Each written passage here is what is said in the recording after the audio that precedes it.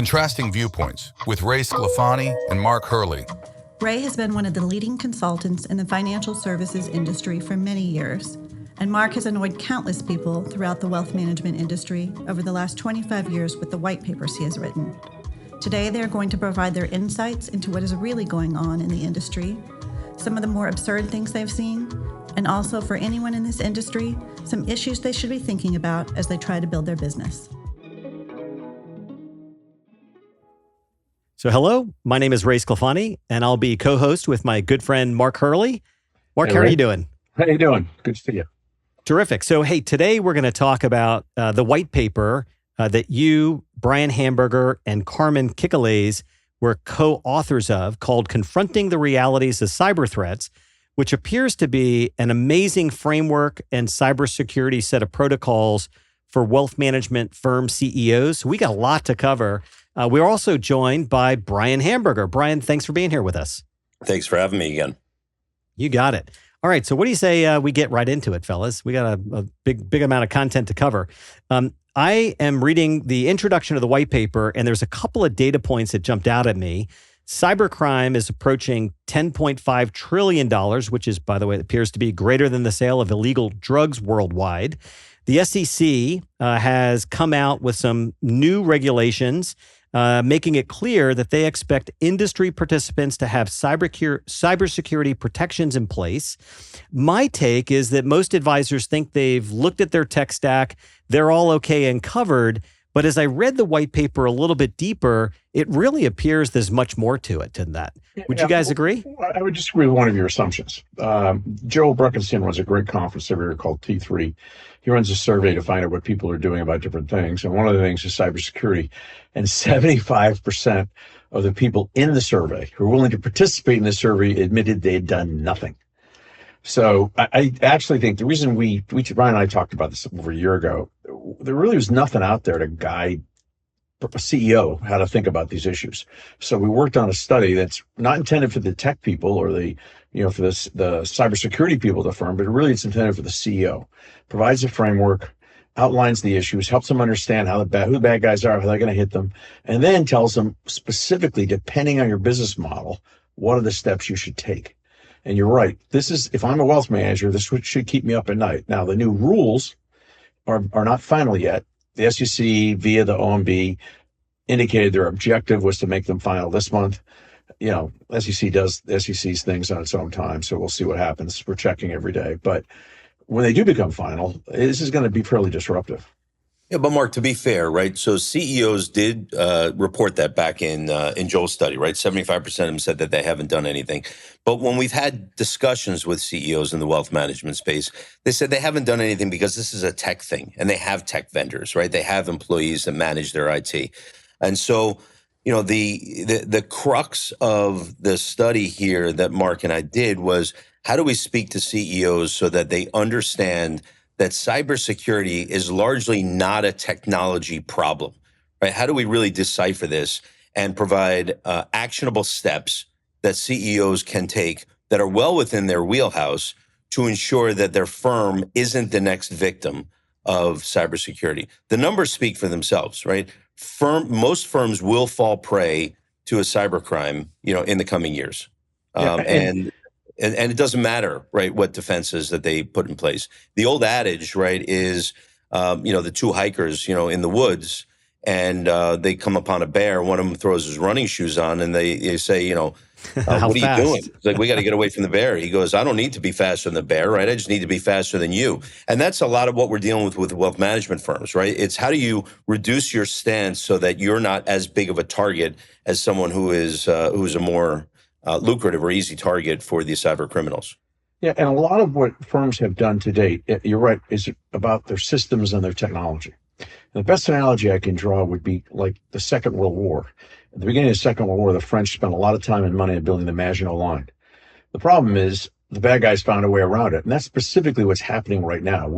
I'm aware of 8 breaches in the last 4 weeks amongst wealth managers. And every single one, every breach we come across is almost always an indirect attack, because the largest attack surface is not the technology. It's where people interface with the technology. And that sort of brings to the second thing that CEOs, I think, haven't gotten their heads around, which is when we talk to them about this notion of, okay, you got to get involved in your client's personal cybersecurity and your employees' personal cybersecurity if they're working from work. And we get this reflexive response, which is, I got enough on my plate. I prefer not to get involved in that. Bad news, that ship has sailed, okay? The core way that wealth managers are being breached right now is through clients. And increasingly, it's going to be through employees working remotely. In fact, there's a study out that shows that 82% of all financial services company breaches are through employees working remotely. So if you're a wealth manager, you've got double track that's coming at you. There's double trouble coming at you. All right, we're going to get into how cyber criminals attack wealth managers in just a moment.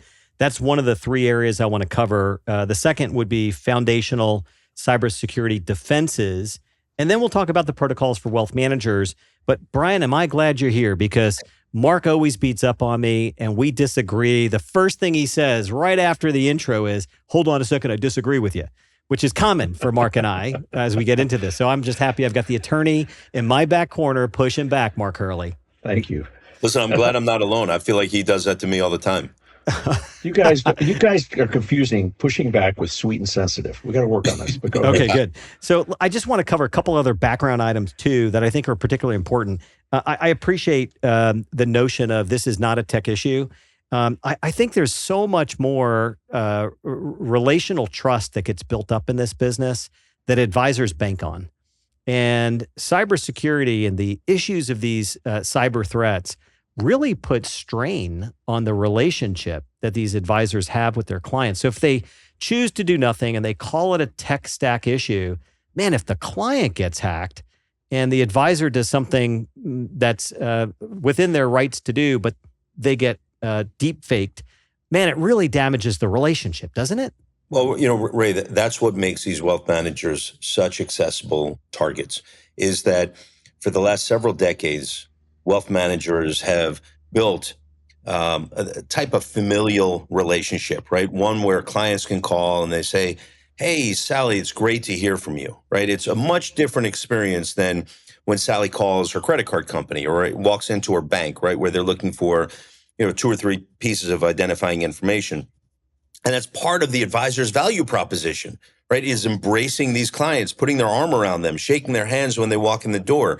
And to suggest to advisors that given where technology is today, that's no longer enough, right? You no longer can just, look at someone over Zoom and assume it's them, or no longer, look at an email and assume that because that email address emanates from their personal email account, that it must be them, right? So advisors have to create these barriers that really defy their value proposition in many ways, and it's what's made them such an accessible target, and cyber criminals know that.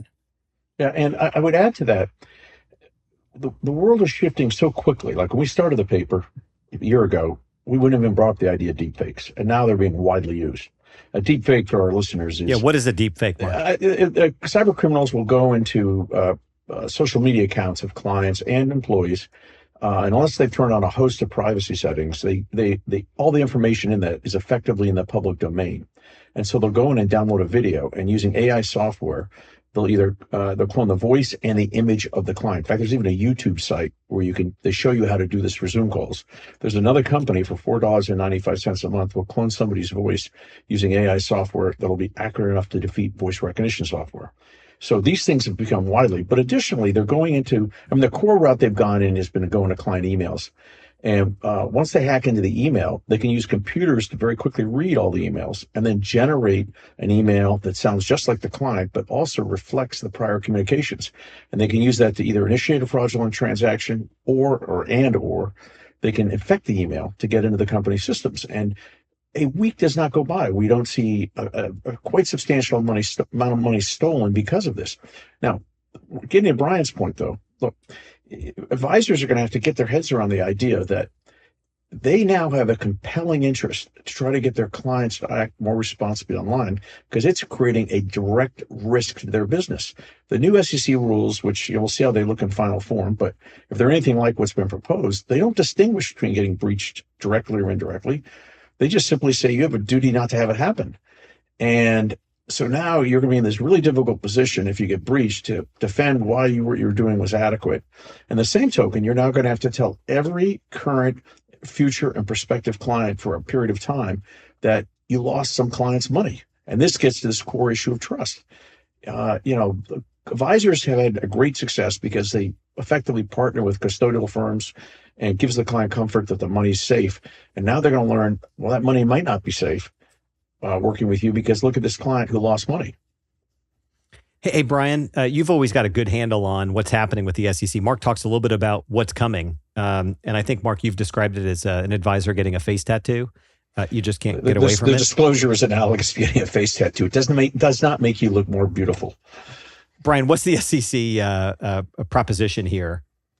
What do you think is coming down the pipe? So the SEC is in a tough spot, right? If you look at the rules and regulations under the Advisors Act, they are not what's considered rules-based, which is what you'll find in FINRA. You'll find that in all sorts of other areas within the securities industry. They've always been principles-based, right? And because of that, they stood the test of time. We have some original rules from 1940, right, that continue to be relevant today.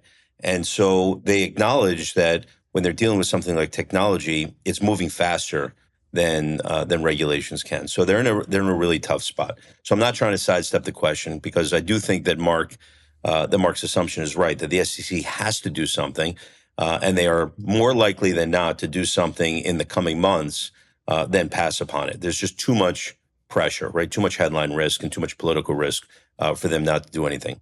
That said, advisors should not be waiting for rules and regulations. And what I mean by that is that states have already eclipsed where the SEC will even eventually go in data protection and consumer protection. No kidding. Is that right? Rules. And so as a result, many advisors are already working within states where the state legislature has enacted laws that require advisors that in the event of breach to go ahead and disclose to current and often prospective clients for a period of time about the breach. And so the real impact to advisors isn't the actual breach. Let's say, a few $100,000 is stolen. There may or may not be insurance coverage. We could talk about that, if we have time today. But the real issue isn't that actual loss. The real issue is what is the potential loss of trust that the advisors encounter from current clients and potentially foregone business opportunities because they have to disclose this to prospective consumers. This is a reputational risk more than anything else. It's a reputational risk. And for an industry that trades on trust, right, this is everything. Yeah, and as if you are breached, let's assume the rules that have been proposed ultimately come out something similar. We just don't know. Brian and I are not in those deliberations at the commission. But if they are, they require you to file a special form ADV Part C within 48 hours. So you got to turn yourself into the SEC within 48 hours. It's not like you had something happen and then later on you hope that the regulators don't catch it when they examine you in a year or two. Literally, you have to turn yourself in immediately, and then you have to notify all of your clients that this happens. An example that what Brian was talking about, there's a very major firm in the Northeast that had a breach, and they, because of this, one of the states they were in, they had to make significant disclosure to clients in that state, and it's been picked up by the media, and now they've got a brand problem. The thing that's ambiguous is whether this disclosure follows the firm. Meaning, okay, that could pose big problems for these companies longer term. If you're trying to sell your business at some point, there's going to be some period of time if you've had a breach where you really can't sell the business because who wants this to come with the deal? It could meaningfully devalue the firm, and as Brian talks about the loss of trust, there's a ripple effect, no doubt. All of this background information is incredibly helpful, and I hope everybody listening to this episode takes seriously this issue of cyber security. Let's get into a little bit about how cyber criminals attack wealth managers. Mark, I think you talked a little bit about this when you were describing the employees working from home, the clients getting hacked. I'll share with you, fellas, an example. We had a client, a large RIA in the Midwest that we've been coaching for quite a number of years, and I got a call from the CEO and he says, hey, we could really use some guidance. We direct everybody to Brian Hamburger and Market Counsel. For those that don't know, is the leading firm in the industry representing advisors. The issue was a 17-year advisor, so an experienced professional, knew a client was headed to Paris for their 30th wedding anniversary and indicated via email that they were going to look for an apartment. It was a lifetime goal, something that she and her husband were very excited about doing. And sure enough, the client sent an email saying, we found a place, wire $2 million. And what's the first thing the experienced advisor is going to do? Set up a phone verification. Well, a 22-minute conversation later, talking about the kids, talking about the apartment, talking about the experience in the anniversary trip, $2 million got wired out. That's the bad news. What's worse news is how the custodian reacted to the firm and how the client reacted to the firm when, in fact, the client was breached. It had nothing to do with the behavior of the firm. And all of a sudden, Brian, to your point, it puts this incredible strain on the relationship between the client, who now has lost $2 million. By the way, the client got their bank account wiped out as well. That came a week later. But the point is, you apparently don't want to plug your phone into a charging station, not using the brick, but just the USB at a JFK airport charging station, because they believe that's where the nefarious software was downloaded onto the phone. Yeah, the virus put on the phone. I mean, those things are assembled in China, so I'm sure there are more than ample opportunities for those things to happen. So now you're going to have the Chinese at your doorstep, Mark. Just be careful, all right? Because they're listening here too. Okay. All kidding aside, tell me, I mean, that's a real example, and you guys hear about these on a weekly basis. How do these cyber criminals attack wealth managers and their clients? Well, we have to keep in mind that they are the earliest adopters of AI, and they have this open hunting ground to go after, because most people, quite candidly, use personally abysmal cybersecurity. What do you mean by that? What is example? Passwords. There's, a famous political campaign got hacked because the head of the political campaign's password was password. But reality is this thing's moving very, very quickly. There's a study done by a company called Hive, which does simulated brute force attacks, which is a fancy way of saying I'm going to use a computer to guess your password. And they found that now, using ChatGPT, they can correctly guess any 8-digit alphanumeric password, uppercase, lowercase, symbols, letters, all kind of stuff, in less than 1 second. So anyone on this call is using 8-digit passwords, don't bother. They aren't going to slow the bad guys down. Now, the good news is 18-digit ones take 79 billion years to get through. So a core way they get in is they just simply correctly guess your password. There's two groups of guys that are coming at you too. There's these guys in 4 major nation states: China, Russia, Iran, North Korea.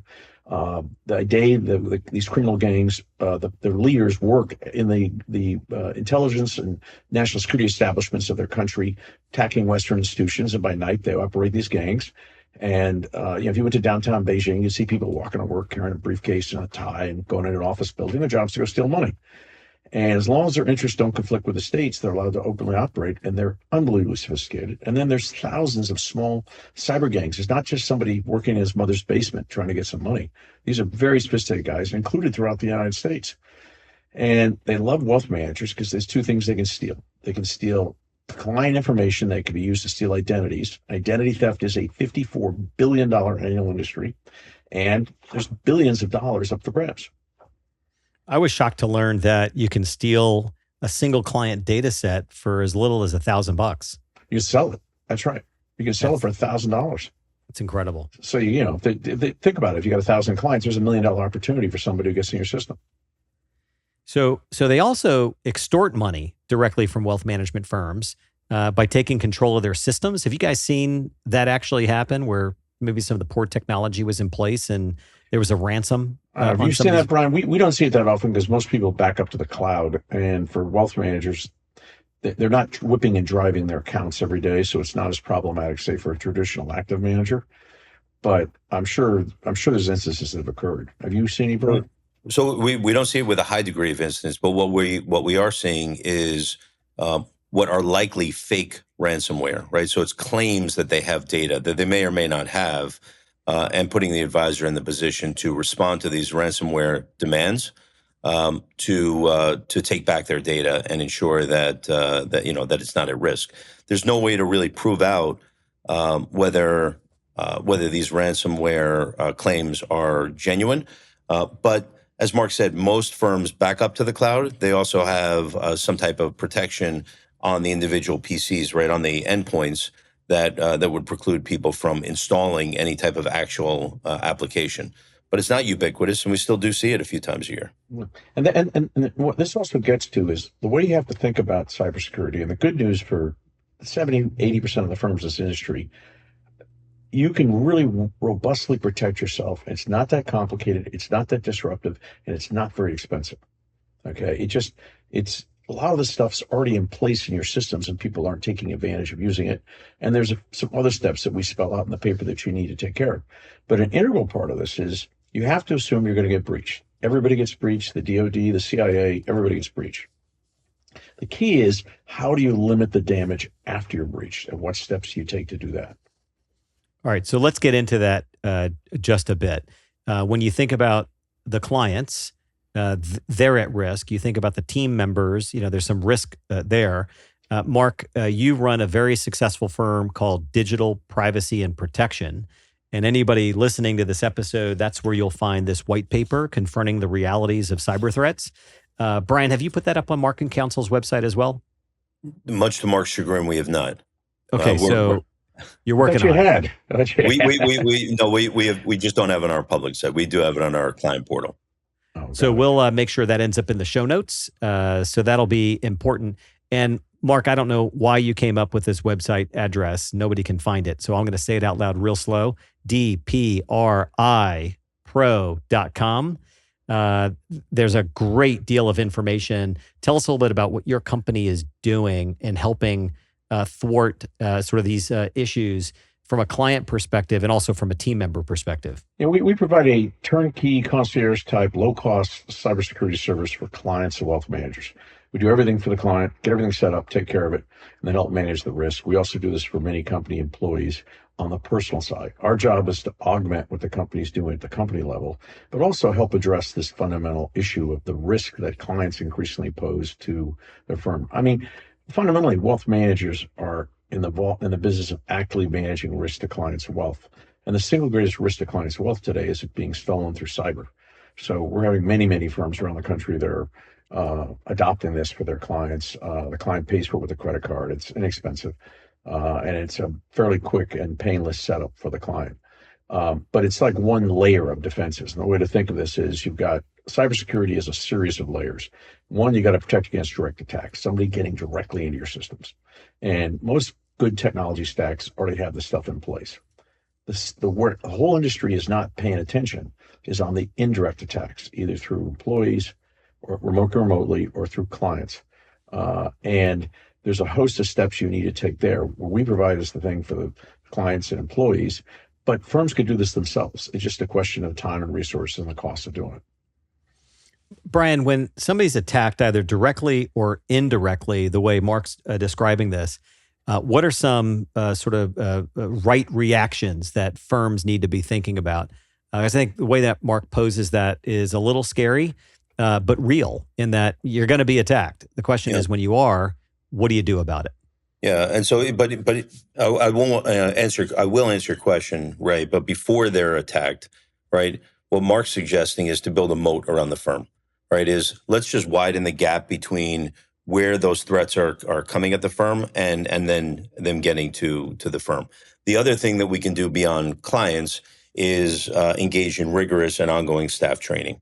Right, most of the threats, once they get past clients, are coming in through staff. Right, the staff are hosting these threats, and so what the best firms are out there doing is ensuring that their staff knows what good internet hygiene looks like.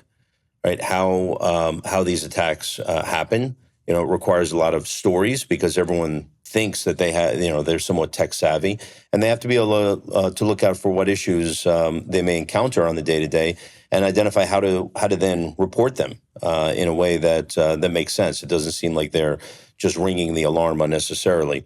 When a firm is attacked, however, they've got to go into defensive stance. And so what Mark and I have discussed is there's really no feasible way other than an immediate disconnect from all sorts of networks, including the internet, in order to triangulate the issue and to identify where the attack occurred. It's incredibly disruptive. Firms try and get around it because they want to maintain, viable access and systems. But the only way that firms can really quickly neutralize the threat is to eliminate all of the potential variables and other inputs, and it's by disconnecting. The quicker a firm can respond to a potential threat, the more likely they can limit it to a single incident. And I want to emphasize, because I want to echo what Brian's saying, that you got to remember there's only two things the bad guys are going to steal here. They want to steal information and they want to steal client assets. For a large part of the industry, the type of information that could be problematic from an identity theft standpoint, firms don't use that often. And if you just air gap it, in other words, store it offline so that if someone hacks into your systems, they can't get it, you can geometrically lower that risk. Yeah. So what Mark's talking about for the non-techies, right? Because air gap is not in our everyday vernacular for some of us. But what he's talking about is two things. One is, what data do you need to have on your system at any given time? You probably don't need client notes from 7 years ago sitting on your system because they're not accessed on a regular basis. And so the concept of being able to move some to glacier storage, right, or cold storage, right, where it's not accessible by but most people within the firm, and is protected and separate from the day-to-day storage. That's certainly one tactic. The other thing is to look at the organizational chart, look at roles and responsibilities, and determine who actually needs access to the information. Right? If you're retaining sensitive information such as social security numbers, there's probably very few people in an organization of any size that actually need access to that. Yet for most wealth management firms, it sits as just an ordinary field within their CRM, accessible to everyone who has access to the CRM. They also, the other thing, the nightmare scenario is somebody gets into your systems and finds a way to start initiating transfers of client assets. Have you seen that happen, Mark? Yes. And example, we know of a home closing where they got in and changed the wiring instructions just slightly and by $2.5 million. And they got into the system, okay? And so what you have to think about is, how do you prevent the most extremes of the scenarios? Most firms are in the wealth management industry are long-term investors. They're not every day whipping and driving and trading accounts. And a very simple, low-cost step is to say, okay, we're going to do all the work we do on our own systems. But then when it actually comes down to trading the accounts, we're never going to keep the account credentials online. We're going to keep them on devices that are not connected to the internet. They're not connected to our systems. We'll keep them in a separate area in a safe so they're protected. And then when we need to go online, we'll pull those devices out using a cellular connection and go into the accounts and trade them. Now, it's a little bit disruptive, but it geometrically lowers the risk that if someone gets into your systems, they can start initiating transactions. And I know everyone says, yeah, but the custodian has a means of confirming them, but it's not that challenging at all to intercept the confirmatory calls. This is happening regularly. This sounds like an extension of a disaster recovery policy. I would view it more as, okay, how do you limit the damage? Okay, it's one thing that someone gets into your systems, it's another thing if they steal anything. And the surest way is to have this sort of fire break, for lack of a better term, where you say, okay, if someone's going to initiate a transaction, a separate set of devices, the trading staff will pull out and connect with the credentials to actually do it after they've confirmed everything. Now, that doesn't eliminate the risk of what's the most common attack right now, which is called a social engineering attack, which is where they dupe you into doing something. And that's why it's so critical also to address the personal cybersecurity of clients and the personal cybersecurity of employees, and also have protocols.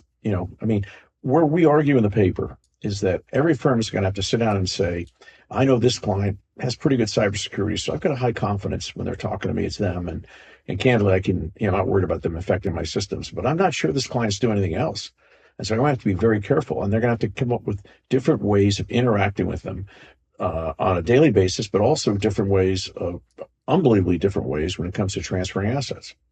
Yeah, and Ray, what Mark's describing isn't as complicated as what he's describing, right? Which is, what he's suggesting in large part is to simply separate the different sources of data, right? So if we have sensitive data, such as wire instructions for a client, perhaps that's retained, but without any identifying information as to who that relates to, right? Maybe there's an index, maybe there's an account number with the advisory firm. That index, that account number is stored offline, stored separately, and very few people at the firm have access to it. So the firm still has all the data, they still have all the information, but not everyone has access to all of the information. And by bifurcating those two pieces of sensitive data, if cybercriminals do get into a portion of your system, or even if they get into the entire system, they still don't have the key that matches a limited it up. amount of information. To determine whose information goes to who. It's funny, as you're describing this, I liken it to the decision I had to make when I put in a generator at the house. You don't need all the rooms going at the whole time, God forbid something were to happen, but the refrigerator's key. So, let's get that up and running, maybe in a separate spot. You're describing a different way to think about data architecture for your firm. That's effectively what you're saying. Exactly. And the analogy is when the technology industry embraced tags in lieu of folders, right?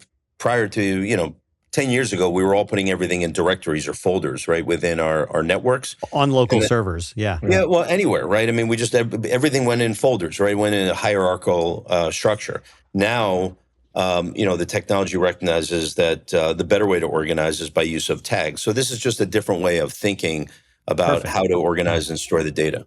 And this is what the military and the CIA do. I mean, you don't hear about this, but the DOD and the CIA get breached regularly. But the bad guys don't get anything, because what they're doing is they're saying, okay, we've set this up with layers, and the stuff that's very, very critical, we make it that even if you're into our systems, you can't access it because it's kept separately in its own unique environment that cannot be accessed from the outside. And what you're going to do with advisors is really two things that you're worried about. It's the client information that qualifies as NPPI under the rules the SEC has out there, which are robust, and they just updated them in May. And then the other thing is client assets. And so the more that you can make it so that if someone's already into your systems, they still can't access this, then you'll get breached, but so what? It's not that, It's not as catastrophic. It's not really that bad of an event. Now, there are firms out there that can't do this, and they're going to have to take some very onerous measures. You go look at major law firms, you look at major accounting firms. I mean, oh my goodness, there's all these, they got to go what's called a zero trust architecture. Very expensive, very complicated, a lot of staff. Systems get burdensome. And one of the reasons why we wrote the paper was we wanted to create a set of standards that we were consistent with the National Institute of Science and Technology standards that we produced, so that you'd have something that would be consistent with how the government has said you should do this, but the same token doesn't overreach. It's still a fairly simple way to set stuff up. You can get robust protection. You can do a very good job protecting yourself and not be that expensive or disruptive. Okay, so let's get into some of those protocols. In the white paper, I know it mentions how important it is for participants to have an annual independent review. Maybe that's a good jumping off point. That's a good starting point. How does an advisor, leader of a firm, founder, controlling owners, what do they do to conduct some kind of independent review? And what is an independent review? You get some third-party person who's an expert in this, and it's not very expensive, but their job is to go make sure stuff is actionable and implemented. We don't do this at my company, but we've helped companies that have looked at this before, and you'll be stunned by how a lot of people just don't do what they're supposed to do. For example, we find people, particularly more senior executives, that use the same password for everything. Someone's got to go in and actually check and make sure all the stuff that's been set up for the systems has been done right, that that all the measures you have in place have been implemented. Now, the qualifier I would say is you don't want to create an easy roadmap for someone to find this who may not want to find this. So probably smarter to have whatever law firm is advising you on cybersecurity matters, have them retain somebody and have the advisor report to them in order to sort of not create a roadmap to be problematic in the future. The biggest luxury that an advisor can bestow upon themselves is an objective perspective. Some third party looking in, not totally unrelated to their intent, totally unrelated to how good of a group of people that they are, and look at this from a cyber criminal perspective and say, this is how these hacks occur. This is where these weaknesses typically are, and be able to look at it objectively. The problem with advisors looking at it for themselves is they impute their intent. They impute their historical experience, which is typically that they haven't been hacked, and they overlook some seemingly obvious, some obvious things in hindsight. So I know we've talked about the 3-tier system. I just want to make sure, for the benefit of the audiences listening, that there is 3 tiers. And you talked about the storing of the MPPI offline, no downloading let me client qualify. info. We say there are 3 tiers. You have to have a set of defenses, foundational defenses. One set's job is to address direct attacks. The next set is to address indirect attacks. And the next set is to minimize the damage. Perfect. And they're cumulative. You can't have one really without the other. The good news is the direct attack defenses, as we say in the paper, we give a list of stuff that you need to check. But if that stuff's not in place, you probably got to get a new IT provider, because this is like basic 101. That's basic entry level. Basic 101. Sure. Where the whole industry is going to have to play catch up is on the indirect and on the damage minimization. That's the real critical thing. Now, when you're talking about damage minimization, well, Brian's already touched on this, but indirect attacks, you've got to get clients to operate with better personal cybersecurity and get your employees to do that. And you also have to worry about the erstwhile rogue employee. But important to remember, every wealth management firm is now in the business of cyber education for their employees and for their clients. And that's a really important point, Mark. And then for protecting against breaches, a lot of this is fairly common sense, as Brian touched on. Why does the receptionist need to be able to download every client's information? We've gone into firms and found they just set their systems up this way. That's crazy. You need to control who can access what information, and you need to control who can download the information. And the systems allow you to do this. They just haven't been set up in most cases. And then you have to, as we talked about in terms of protecting against assets being stolen as a foundational defense, you've got to come up with protocols to understand, okay, who you're communicating with and how you transfer money. Advisors are going to have to explain to clients that we live in a new world. Yes, they want money sent tomorrow from their account to somewhere, but I'm sorry, but I have a duty now. It's a fiduciary duty, according to the new rules, to make sure that I don't send your money to the wrong place. So this is going to take a little longer. If you have a bank account that I've used before, I keep those instructions offline so they can't be changed, and I can get that money to your bank account tomorrow. But we're talking about other things. It's require more diligence, and the degree of diligence is going to depend on how comfortable we are with how good a job you're doing in protecting your personal cybersecurity. Brian talked a great deal about the training of team members. Mark, I'm hearing you also say there's a great deal of training of clients. And it's team members who are going to have to educate clients. This is a core part of what's the new world we live in. You're going to, just as you educate clients and not to overreact to the market going up or down, or, let's not all sell everything the minute the market changes a little. An equal part is to say to them, my job is to help you protect your wealth and your families. And the biggest threat to that right now are cyber criminals. So you've got to do some stuff that's sensible, and to help them understand that, you have to understand who the bad guys are. You got to understand who the threats are. You got to understand where the client's at risk. A simple example of that: most clients are unaware of the fact that the custodial agreement that they have signed, which holds most of their net worth, that agreement is understandably very one-sided. I mean, the custodians spend billions on cybersecurity, but they are not going to take the risk if a client does something that causes money to get stolen. And the clients have agreed to that. A lot of the expectations, Ray, that you're referencing are historical expectations, right? Clients have never had to deal with this degree of complexity. The receptionist has always had access to every field within the CRM, so they just don't understand why they now don't have access to every field within the CRM. We just need to we need to educate, right? We need to get folks comfortable with these threats, that they are somewhat new, and they're not going away, right? They're escalating really, really quickly. Hey, Brian, what's been your experience with the custodians, as Mark describes? Are these agreements as one-sided as Mark's describing? I mean, listen, any agreement that a small to medium-sized business is going to sign with an enterprise is typically a pretty unilateral agreement, right? The enterprise is going to dictate the terms, And the small to medium-sized business is going to determine whether they want to do business under those terms. I say the custodians are ahead of wealth management firms in terms of mitigating their risk.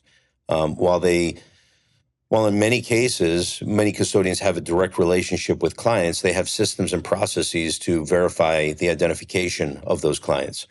They're actually worse off. They're in a worse position by being disintermediated by these advisors in not getting these requests directly from clients. So as a result, custodians are saying, you, the advisor, if you're going to pass along these instructions, you need to certify as to their accuracy. You need to guarantee us that the instructions you're passing along are accurate. Otherwise, we need to hear from the client directly. And so advisors are put in a really awkward position that they become essentially guarantors of many of these transactions. And, if you're going to guarantee it, you've got to make sure you have the systems and processes to protect it. Just one simple example that we share probably every other week with our operations and our financial operations team, which is if you ever feel the need to expedite a transaction, if anyone tells you to hurry up, if anyone tells you that there's a sense of urgency, right, you need to reprogram your brain and say it's time to slow down, right? Because almost all of not almost all, but I'd say a surprising number of these transactions where we see a breach, there's a sense of urgency. There's a sense of this needs to be done today. This needs to be done by end of business tomorrow. And it suggests to advisors that you need to cut corners and you need to skip parts of your process in order to get this done in the name of client service. Yeah, and if I can add to that, first off, the custodians are in an impossible position. And one of the executives described it to me once as the $1 trillion moral hazard. They are a deep pocket. They give institutional rates to advisory clients because the advisors bring them to them. So there's an expectation that the advisors are going to do certain things, and an enormous number of advisors just don't. But what the custodians are doing is unremarkable in that it's the same as if you look at any other agreements that you're working with. If you, for example, look at the online banking account agreement you have with a bank, you are taking the risk. They have the right not to reimburse you. We've had families show up who've lost hundreds of thousands of dollars. And if you look at any other online shopping or anything like that, the agreement's set up so you identify the company. And so the company can sue you, but you can't sue the company if something goes wrong. And Mark, it's as simple as the threshold for check fraud, right? That's existed for decades with banks, right?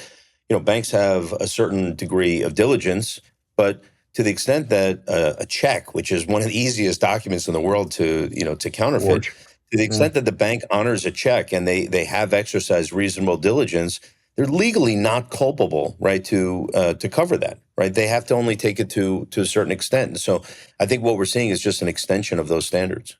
Yeah, and the irony too is that the whole industry is talking about, because of the marketing strategies of these companies, is identity theft. Now, let's be clear, you don't want your identity stolen. But there's now, by federal regulation and federal statute, if someone steals your credit, the lender's ultimately liable. Now, you don't want your identity stolen, it's a pain in the you-know-what, and it takes forever to get fixed. But the real risk that advisors have to educate clients on is that although the vendors they work with spend a fortune on cybersecurity, if the client is indirectly at fault for causing an asset loss, it's up to the custodian, it's up to the bank to decide whether to reimburse them. They have that sole discretion. Really great stuff. So today we were able to get through a fair amount of content in a short period of time and lots of practical advice and guidance. I learned a few things that were really key. It sounds like some immediate steps would be regularly updating your security protocols, conducting audits, training your team, and training your clients. And the most important thing is to take some action, not sit back and think this is a tech stack issue. Oh, great, we've got it covered. And Brian, I wrote down, this is only accelerating. So it isn't something that can wait, and it isn't a one-time event. This is a new world order. We just need to adapt to this. I would ask each of you, what is like one actionable idea? What's the one thing you would recommend somebody listening to this cybersecurity podcast, this episode, to take action on for their firms and clients right now, Mark? To me, the simplest thing is go do your homework. A bunch of people we worked with on the study. You can come to our site. You can download it for free. read the paper, and when you're done, Brian's colleagues, my colleagues are all happy to get on a call and explain any of the things we haven't talked about. None of this is that complicated. It's just there are a lot of parts you got to address. So go do your homework, get educated. If you're a CEO of a firm, this is not an issue for the future. This is an issue for today. Go do your homework, read the paper. If you want to, we're delighted to get on a call with you and answer any questions you might have. Brian, what's your actionable I would extend idea? that. I would say, once you do get educated, spend time with your staff, right? Because most of the CEOs in the space, especially as the industry continues to scale, can't be expected to know everything that's going on within the firm. They're not sitting alongside of their own staff, and so educate your staff. Make it a regular part of staff's performance and key performance indicators. Right? We have here at our firm, we look at credential security. Right? How many of our users are using duplicate credentials or simple passwords? Because we can see hotspots in the organization where they just don't yet get it, right? Where they may not understand the severity of the potential outcome. And so as a CEO, you want to start to integrate those into your key performance indicators. You want to share with staff why they're so important. And this is a silver bullet issue, right? There's not many, but this is one of those silver bullet issues that one incident can substantially impact where the firm is situated and their trajectory. My one actionable idea, and Mark, I'm just going to amplify something you said just a moment ago, is go to DPRI Pro, DPRIPro.com, and get the latest article on cybersecurity. It is the single best resource and really the only resource in the marketplace. And Brian, I think you're exactly right. Training team, pick out a couple of 3 pages, 4 pages, have a discussion as a group. Build your own internal self-assessment based upon this particular white paper. It's a really great insight, great information, and you both have been very generous in offering up your services to gain some insight. So I'd encourage anybody listening to this episode, take advantage of that. Check out marketcouncil.com and digital privacy and protection. Fellas, it's been great having this conversation with you. It's a sobering conversation, but I think it's a pathway forward, and it's great leadership for our industry. Thanks for your work on the white paper. Thanks for having us. Thank you very much.